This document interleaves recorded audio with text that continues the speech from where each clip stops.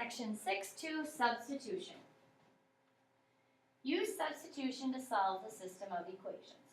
So when we're doing substitution, we need to look for the variable that's all by itself on one side. And that is the y in our top equation. So I'm going to circle what y equals, which is negative x plus 7. Since it is y equals, we are going to plug negative x plus 7 in for y. One thing that's going to help us on this problem, since it's a negative y, I'm going to put a 1 in front of the y after the negative, so then I make sure to distribute that negative 1. It's also helpful to put a negative 1 or a 1 in between the negative and the x. Okay, so now I'm going to rewrite my bottom equation. And then I'm going to replace y with negative 1x plus 7. So the green part is what I substituted into my bottom equation. So then to solve, I'm going to start by distributing.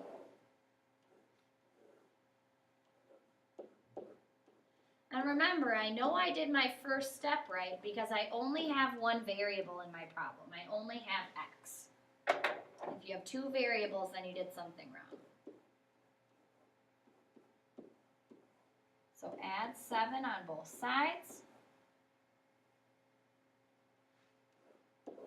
And then we have 3x equals 15. Divide both sides by 3. And I have x equals 5. Now what I'm going to do is I'm going to take that 5 and plug it in for x in one of my original equations. I think the easiest thing is to plug it into my circled equation. So I'm going to go y equals negative, because it's negative x, 5 plus 7. So y equals 2. So then my answer is 5, 2. So that's where these two lines would intersect, is at the point 5, 2. All right. Second one, I'm going to look for the variable that's all by itself on one side. That's this x on top. I'm going to circle what it's equal to. Since it's x equals, I'm going to plug that in for x. So I'm going to write my bottom equation. 3, and then instead of x, I'm putting in 2y plus 1 minus 4y equals 7. And I'm going to solve that equation. I know I did this first step right because I only have one variable. I just have y.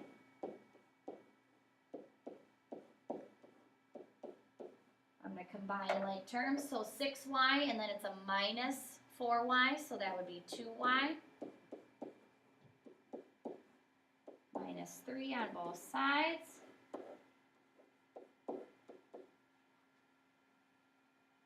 That should be a y. So y equals 2. Then I'm going to plug that 2 in for y back in my circle. And I'll have x equals 2 times 2 plus 1. So x equals 4 plus 1. X equals 5. So then my ordered pair where these lines would intersect is 5, 2. All right, third one. The variable all by itself this time is the y in the top equation. So since it's y equals, I'll plug it in for y. So negative 3x plus 3, and then I'm replacing y with 2x minus 4 equals 12. I know I did this first step right because I only have one variable, x.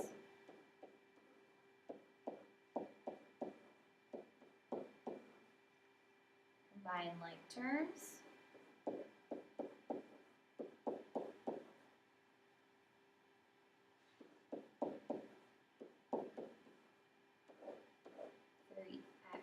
Equals 24. Divide both sides by 3. And I have x equals 8. So then I'm going to take 8 and plug it back into my circle for x. So y equals 2 times 8 minus 4.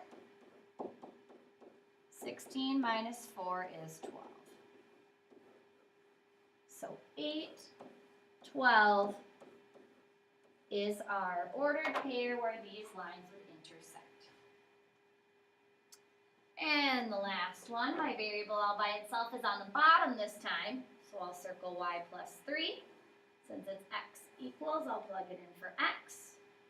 So y plus 3 is going in for x, plus 2y equals negative 6. I only have one variable. Y and 2y make 3y, minus 3 on both sides. Divide both sides by 3, and I have y equals negative 3. Plug that back into my circle. For y, negative 3 plus 3 is 0. So these lines would intersect, that should be x, there we go. 0, negative 3. Remember your ordered pair, it always goes x.